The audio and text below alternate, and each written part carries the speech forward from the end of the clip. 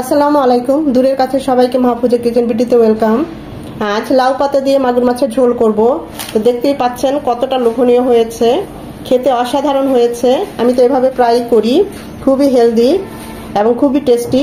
খুব সামান্য উপকরণ দিয়ে এবং খুবই ঝটপটে এই ঝোলটা করা যায়। তো সবাই জানে এভাবে ঝোল করতে, তা আমি আমার মতো করেই করছি, সেটাই আপনাদের সাথে শেয়ার করব। তো চলুন কথা না বাড়িয়ে আমরা মূল ভিডিওতে চলে যাই।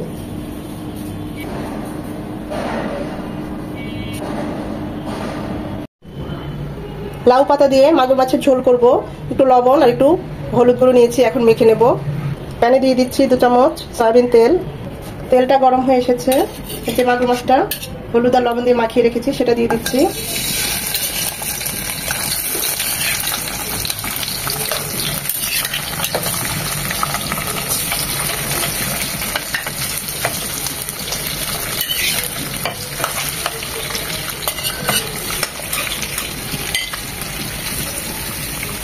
সাথে সাথে উল্টাবো না, 2 মিনিট পর উল্টাবো। আর আমরা এগুলো কড়া করে ভাজবো না, হালকা করে ভেজে নেব। যে কোনো মাছ রান্নার জন্য ভাজলে হালকা করে ভেজে নেবেন। এখানে কড়া করে ভাজলে মাছের সফটনেসটা থাকে না, টেস্টটাও চলে যায়।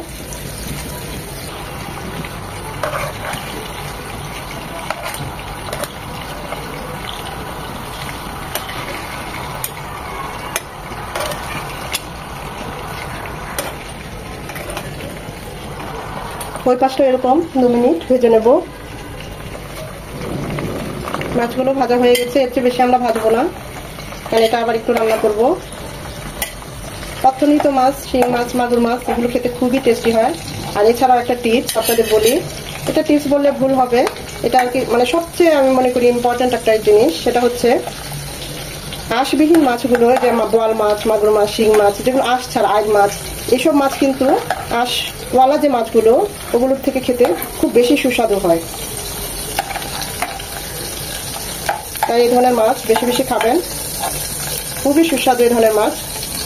আমি এই তেলেই বাকি রান্নাটা করব।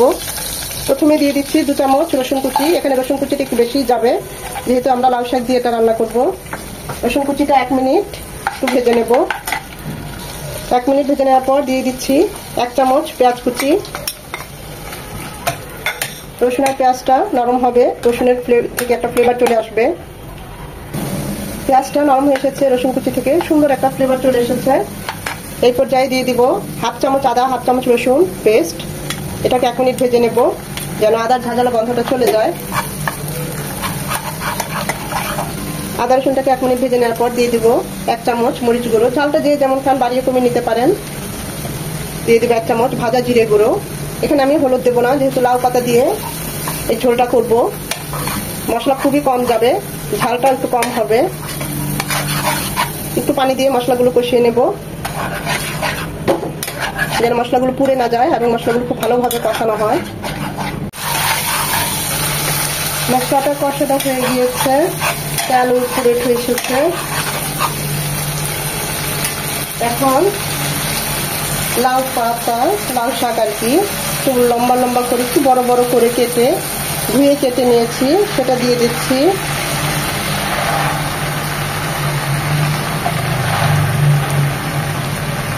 লাউয়ের ডগা সবকিছু একসাথে করে নিয়েছি।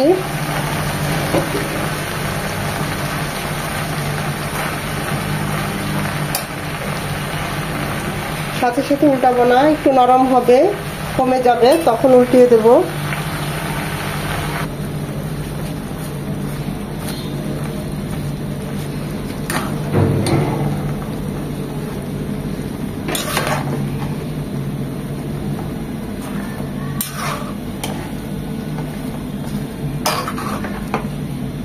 লাউ শাক থেকে কিছুটা পানি ছাড়বে।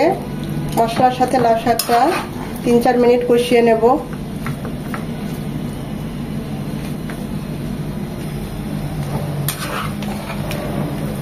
শাকে অনেকটা পানি ছেড়েছে, দেখতেই পাচ্ছেন। কষানো হয়ে গিয়েছে।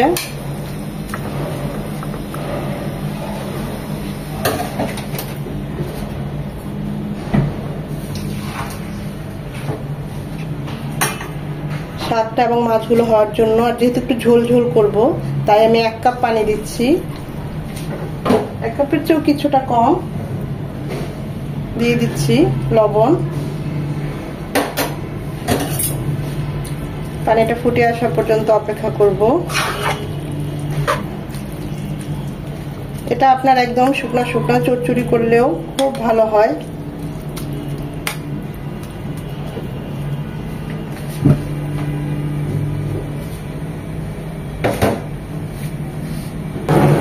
পানিটা ফুটে এসেছে, দিয়ে দেব মাগুর মাছগুলো।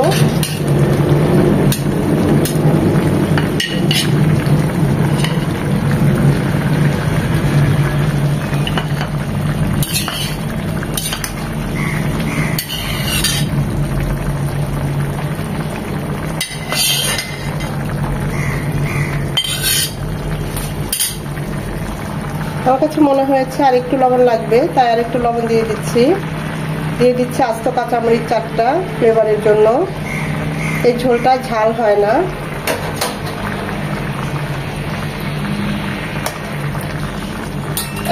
এতক্ষণ কিন্তু আমি শাকটা ঢেকে রান্না করি নাই। এখন আমি ঠিক 5 মিনিটের জন্য রান্না করব, ঢেকে দেব।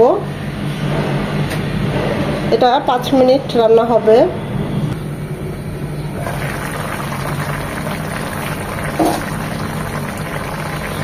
এটা ঢাকবো না, আর 2-3 মিনিট হবে, আর একটু ঝোলটা কমবে। এটা চাইলে আপনারা একদম শুকনা শুকনা করেও রাখতে পারেন, আবার আমি যে ঝোলটা রাখবো সেই ঝোলটাও রাখতে পারেন। অপূর্ব হয়, আমি গ্যারান্টি দিয়ে বলতে পারি। একবার হলে এভাবে রান্না করবেন এবং কমেন্ট করে আমাকে জানাবেন কেমন হয়েছে। দেখতেই পাচ্ছেন এই ঝোলটা এরকম একটু পাতলাই হবে। অপূর্ব একটা ফ্লেভার পুরো ঘরে ছেয়ে গেছে লাউ পাতা এবং ভাজা জিরে গুঁড়োর।